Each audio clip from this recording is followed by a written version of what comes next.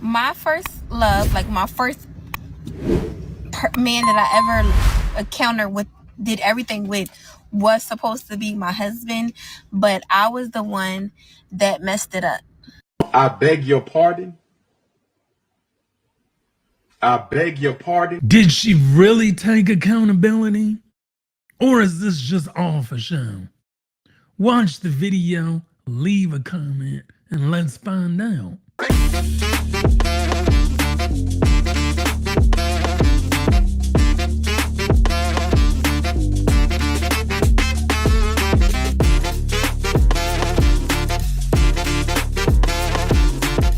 What's going on, everyone? Welcome back to another one. Hit that like, subscribe, tickle that notification bell that will let you know whenever I upload content. You know what we're gonna do. Yep. Roll that clip. Now, God revealed this to me right after I got saved, and he revealed this to me in a dream. And Hold up. I haven't talked to my first love in like, it has probably been over 7 years, going on 8 years since I last talked to him. And here we go. Now when I was with him, I was with him for about 7 years, and he was like my childhood boyfriend. And I got with him when I was 13. Yes, I was young. And then we broke up at 18. And we reconnected when I was 21, and we stopped talking when I was 22. And when I was 22, he was trying to marry me, and I didn't want to get married. I got scared. And just a little background with me and him. He got saved within the middle of our relationship. He found God in the middle of our relationship, and he used to tell me about what the information and the new knowledge that he was getting. And at the time, I didn't want to hear it. What my focus was worldly. I wanted to party. I wanted to be with my friends. And then at that time, like, it was like a tug of war with me and him. Like, he was fighting for me, but I was like trying to go astray, kind of. And when we reconnected when I was 21, 22, we were going to church together, and then we were supposed to come up with like a courtship with the elder, and I ended up bailing. And then right after that, I had a baby.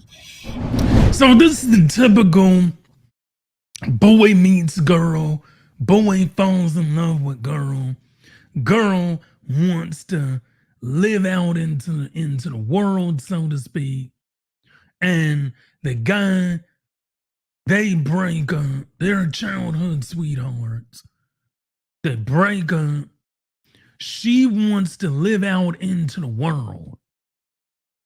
Anybody who's been raised in the church, have y'all been raised in the church? I was raised in the church. And you know, if you were raised in the church, you were going to church all the time.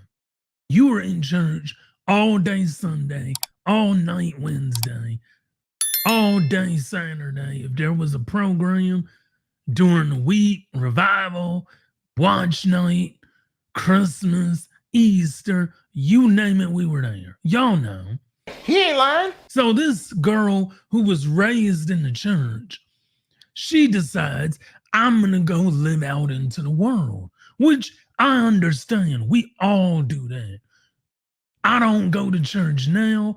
A lot of us that were raised in the church, we don't go to church now. If you're trying to get married and have a family, he was trying to lock her into a marriage where God was at the center of the marriage, and there's nothing wrong with that. For a woman, it's better to get married at a younger age versus an older age, because the longer you wait to get married, the harder it is going to be to get married. A lot of women that are in their 30s and 40s, they're not getting married. And at that time, like, I just thought that he was just boring and he didn't want to do nothing. He only wanted to go to church. He didn't want to go out or travel or do anything that I wanted to do with at my young tender mind, at my young tender age. And really, I regret it because I'm 28 now, and like, the problems that we were having weren't problems that I had with other men. Like, he was the first man that would ever like pray for me, that ever like talk about God. Like, he was the first and only man that like wanted God to be in the center of our relationship. And that was really a blessing, but I took it for granted, and I thought that it was something better out here. Me being too selfish and too worldly. And of course I had a baby with another man. Wait a minute. Hold up. What did he say? And of course I had a baby with another man. You don't find that suspicious? You don't find that suspicious? You don't find that suspicious? And of course I had a baby with another man. You had a baby with another man, and he left you. So this is the only reason why you regret leaving the one man, is because your baby dad left you. And them hit it wrong. You didn't have second thoughts. Now you're a single mom. Now you're a single mom. And see, it all makes sense. This is the story of a lot of women. You have a good guy, he's too nice, too friendly, boring. You leave him, you get with somebody else, you end up pregnant with a kid or 2 kids or 3 kids. He ain't lying. And then your luck ran out. Of course you're gonna regret it. Because you had a good man and you threw him away. You threw away a good man.